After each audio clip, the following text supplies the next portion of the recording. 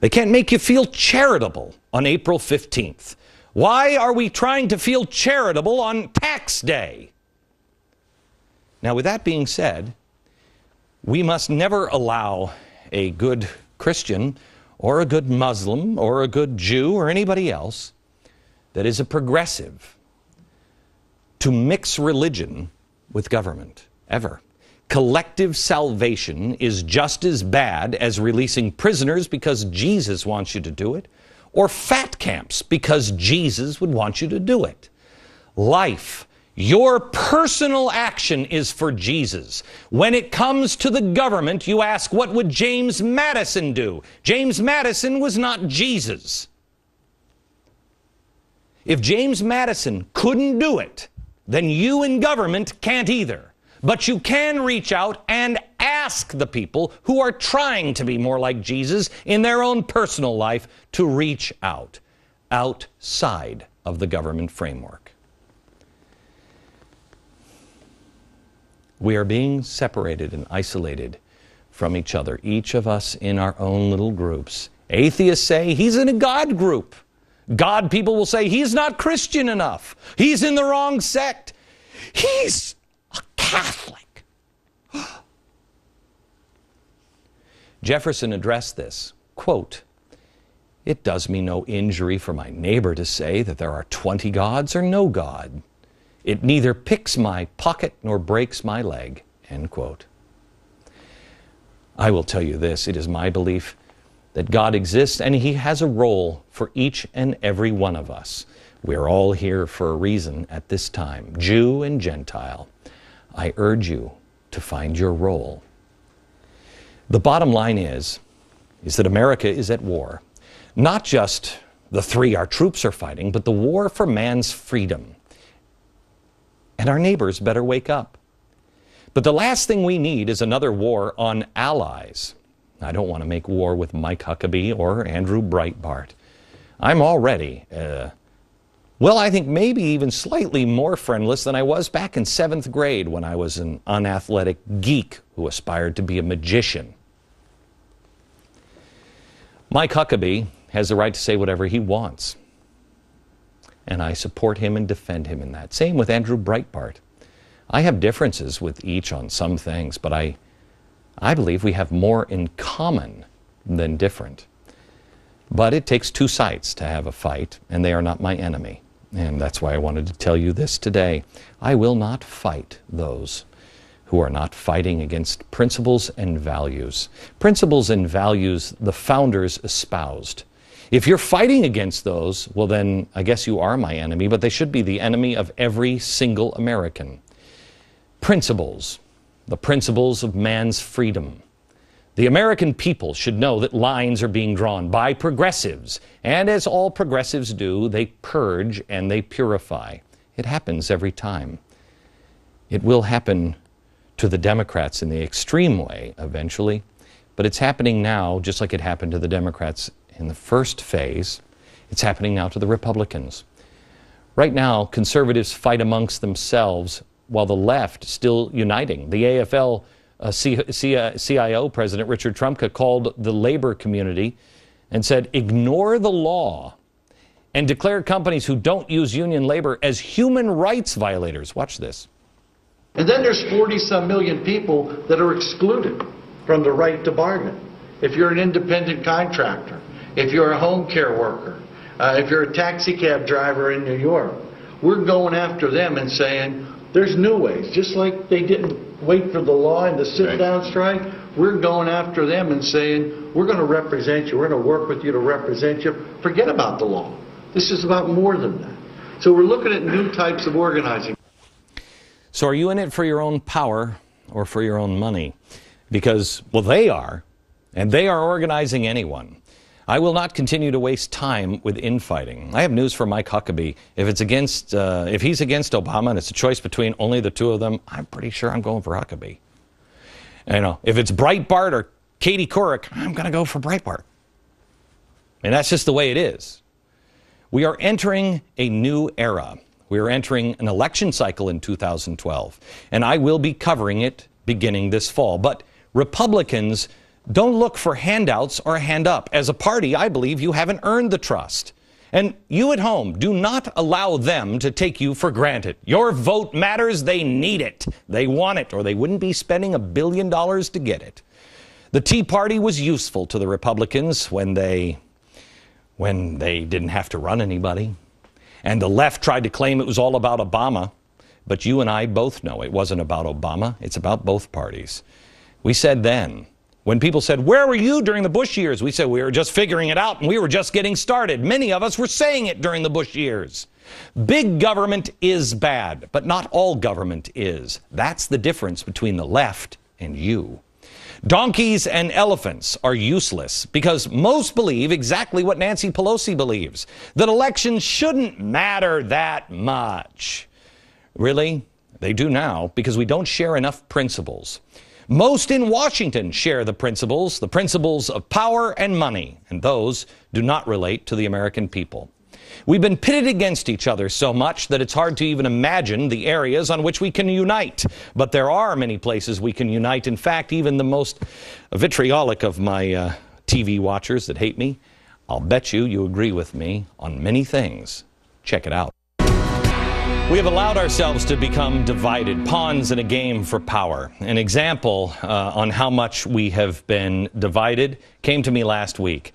There were flash mobs of kindness happening all around the country, individuals and groups alike, just doing random acts of kindness. I received countless emails from people who shared what act of kindness they did, and it was incredible. We've highlighted a few of the stories at glennbeck.com, and I urge you to read them and share them with your friends and neighbors. Make kindness contagious.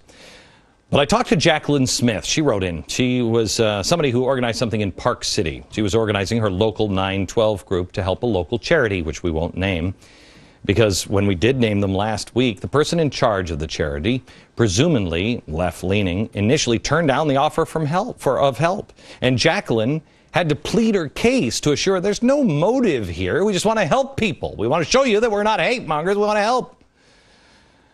Are we really at a point where people are turning down charity over a political viewpoint? That barrier needs to be broken down, and we have to get started right away. So how do we do it? Well, let's see how much we have in common. Do we have enough in common? How much of this do you believe in? I believe, and I will stand with any American, left, middle, or right, that sees what's happening to man's freedom. It is being diminished all around the world. I believe the small business owner is the one that creates 2/3 of all the jobs in the country. And I will stand with the dreamer, the artist, the inventor, the laborer, the farmer, and yes, even the poet. I'll stand with you. If you believe that they are the backbone of any free nation and that all of them need a chance to pursue their own happiness and to do it themselves and suffer the consequences of their mistakes, their folly, or their bad luck, but they must also be able to keep and reap the rewards for their toil without fear of taxation, punishment, or vilification. If you believe that, I stand with you. If you believe that all men must do all that they can do to be self-reliant, but some are just never going to make it on their own, and some will need help, some for life and some from time to time, I stand with you. If you believe that the government is the last resort to be used when people of faith or community spirit cannot help those people, but those occasions are rare. If you believe that, then stand with me.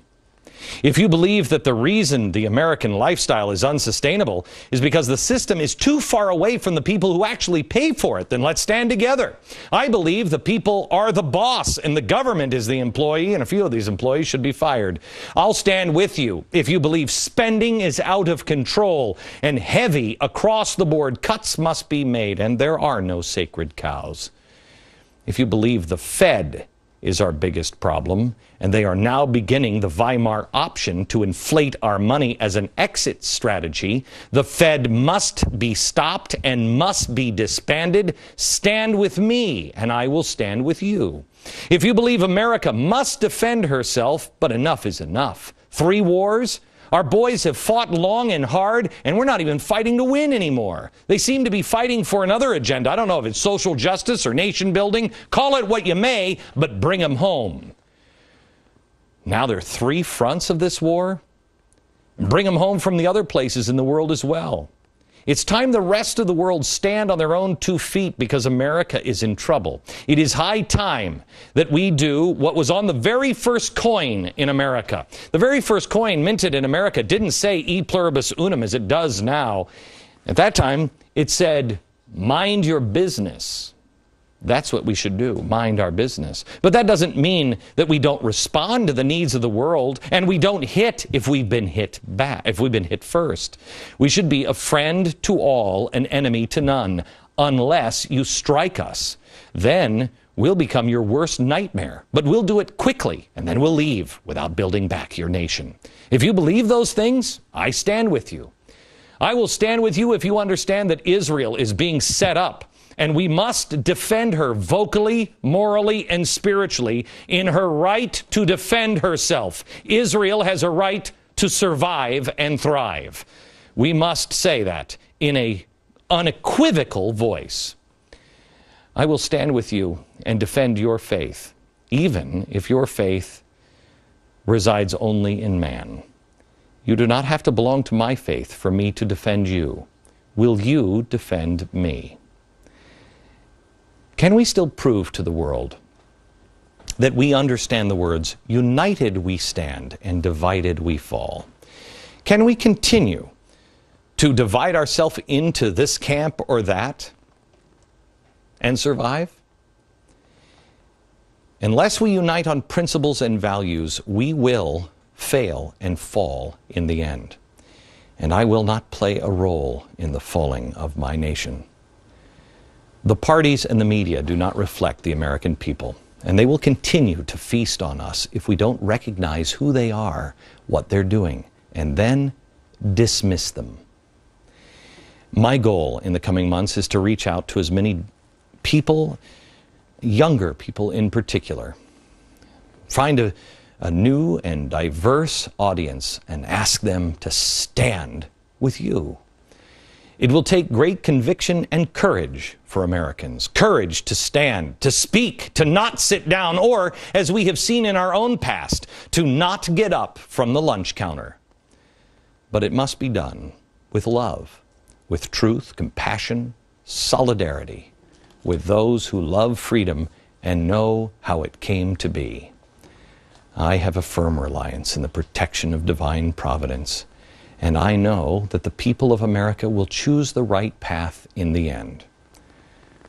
To really fix our country for our children, our future will not be easy, but it will be bright.